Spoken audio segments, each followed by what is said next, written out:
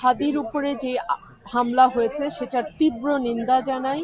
এটা অত্যন্ত ন্যক্কারজনক ঘটনা। আপনাদের মনে থাকবে নভেম্বরের শুরুতে বিএনপির চট্টগ্রাম থেকে একজন প্রার্থীর ওপরও কিন্তু এরকম গুলির হামলা হয়েছে। সো যারা নির্বাচনটিকে কলঙ্কিত করতে চায়, যারা চায় না বাংলাদেশে একটি অবাধ, সুষ্ঠু এবং নিরপেক্ষ নির্বাচন হোক, যারা চায় না বাংলাদেশ গণতন্ত্রের পথে যাত্রা শুরু করুক, এবং যারা চায় না যে বাংলাদেশের মানুষ আবার একটি নির্বাচিত রাজনৈতিক সরকার পাক, তারাই কিন্তু এই ধরনের হামলার সঙ্গে যুক্ত বলে আমরা বিশ্বাস করি। দুইবার নাম ঘোষণা হয়েছে কিন্তু ব্রাহ্মণবাড়িয়া 2-তে কারো নাম নাই।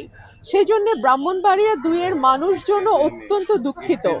এবং আমার নাম ঘোষণা হয়নি, অথচ আমার সংবাদ মাধ্যমে যে ভাইরা আছেন তারা কেন যেন ওই আসন লেখার সময় লেখেন এটা রুমিন ফারহানার আসন।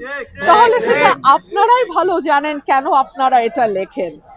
আর আমার নেতাকর্মী, আমার এলাকার ভোটার, যাদের ভালোবাসায় এবং পরিশ্রমে আমি এতদূর এসেছি, তাদের সিদ্ধান্তই আমার সিদ্ধান্ত, তাদের কথাই শেষ কথা। দেশ ঘনিষ্ঠ প্রশ্ন করেন, পোংটা প্রশ্ন করে লাভ নাই। হ্যাঁ, দেখুন, বাংলাদেশ বহু বছর পর একটি নির্বাচনের দিকে যাচ্ছে।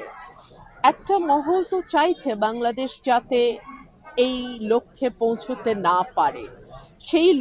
সেই মহলটি নানানভাবে অস্থিতিশীল পরিবেশ তৈরির চেষ্টা করছে, আইন শৃঙ্খলা পরিস্থিতির অবনতি ঘটাচ্ছে, তারা মানুষের মধ্যে ভীতি তৈরি করছে।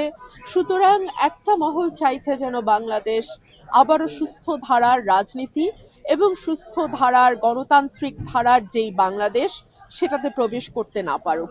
সো আমরা আশা করব, আমরা যারা পলিটিক্যাল পার্টির সদস্য আছি, আমরা সকলে ঐক্যবদ্ধভাবে এই অশুভ শক্তিকে প্রতিহত করব এবং বাংলাদেশে ইনশাল্লাহ আগামী বছর ফেব্রুয়ারিতে যাতে একটি সুষ্ঠু নির্বাচন হয়, সেই লক্ষ্যে আমরা সকলেই একসঙ্গে কাজ করব।